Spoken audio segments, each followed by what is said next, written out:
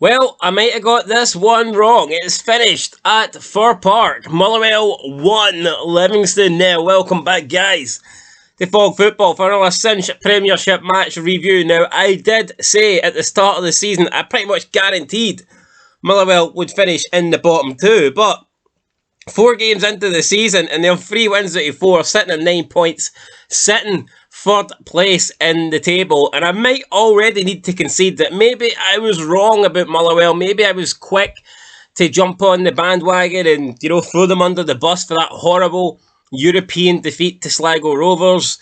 Not once but twice. They lost both legs, 3-0 in aggregate. One of the worst results I can remember, probably the worst result I can remember in Scottish football in their European, history. So, yeah, I did factor that in quite a lot. Plus, when I said that I was guaranteed them to finish bottom two, they also had, what's his name? I've almost forgot. Graham Alexander in charge. Yeah, so since then, to be fair, Stephen Hamill's came in, club legend, and he has done a really, really good job. I didn't take too much notice of the opening win over St Mirren because I thought they were fortunate, especially with the Liam Kelly just having a really good game and the penalty. But I mean, since then they beat a solid Aberdeen side, and then they picked up a really good victory today, and they were seconds away from getting a point against St Johnstone too. So on another day, Motherwell could easily be sitting on 10 points, unbeaten in the table. However, they're not. Anyway, let's talk about this game. I don't want to talk too much about Motherwell going down because it doesn't look like that's going to happen. It looks like I was fucking wrong. But yeah, here today, first chance really fell for Livingston. It was some good build-up play, good movement in the build-up. They managed to get the ball out to Nicky Devlin. Devlin is on the outside of, he's like on the edge of the box, but from an outside angle, from like down where the corner flag is. He should cross it into the box all day long, but for some reason, he decides to take a shot. Never going to score from here, especially with Liam Kelly in it. Kelly just catches it with both hands, and that was simple. Then the next chance fell for Motherwell. It was former Livingston man, Ricky Lamy. Had a free diving header at the back post, misses the target altogether. I'm not saying he should score against his former club here, but I think he should at least be hitting the target and making the goalkeeper work for a save here, because it was a good chance. He's very close to it. He's about 6 yards out maybe, and it was pretty much a free header. So yeah, I think Ricky Lamy would definitely like to have this one back. Then move into second half. First half, not a lot happened, if we're being honest. It was pretty quiet.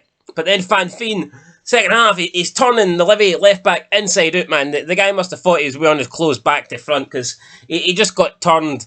It was unreal for Van Feen. Not a guy that with a lot of pace, not a guy with explosive feet work or anything like that, but just the way he turned the Livy left back was insane. Then he came in, hit a shot, it was saved. But he didn't have to wait long for another chance, because he got a penalty. Very soft penalty, may I add. So the ball comes in from a corner. It is headed down towards the back post. Now, the ball is literally on the goal line, but obviously not the goal line, but the line that the goalposts stand on it. So he's at the back post. It's headed. Now, you've got the goalkeeper on the back post, and then you've got Montano just in front of the goalkeeper. The ball looks like it might hit Montano's hand, and the referee gives a penalty, but there's not a lot Montano could do about it. His arms weren't in an unnatural position. Plus, even if he's not there, one or two things happen. Either the ball goes out, it hits the side netting, or the goalkeeper's there for a comfortable catch. There was no power on the header. It was a very tame header. This was never going to lead to a goal. Like I said, either Montano gets to it first, or his goalkeeper's right behind him. So, I think you need to take the situation into consideration more. For me, this was never going to be a goal.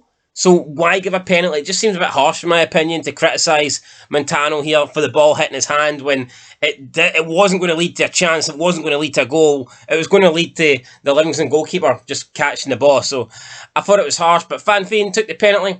Good one.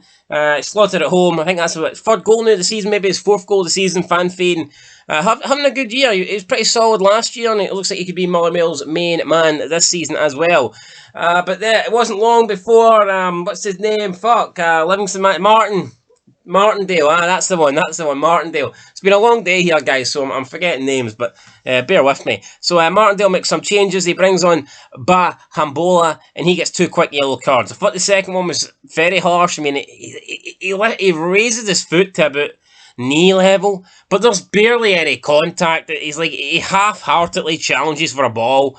And whether he even catches the guy, I think is debatable, to be fair, and the referee gives him a second yellow. I thought it was harsh. I think he should have just warned him not to do it again, but nah, gave him the second yellow. Livingston went down to 10 men, and that pretty much ended the game for them. Motherwell continued to pile on the pressure with their man advantage, but they couldn't get a second goal. Probably Goss had the best chances of them all, and he ended up just completely mishitting a shot that he should have probably made 2-0. But yeah, Motherwell then pick up the win, 1-0 win for them.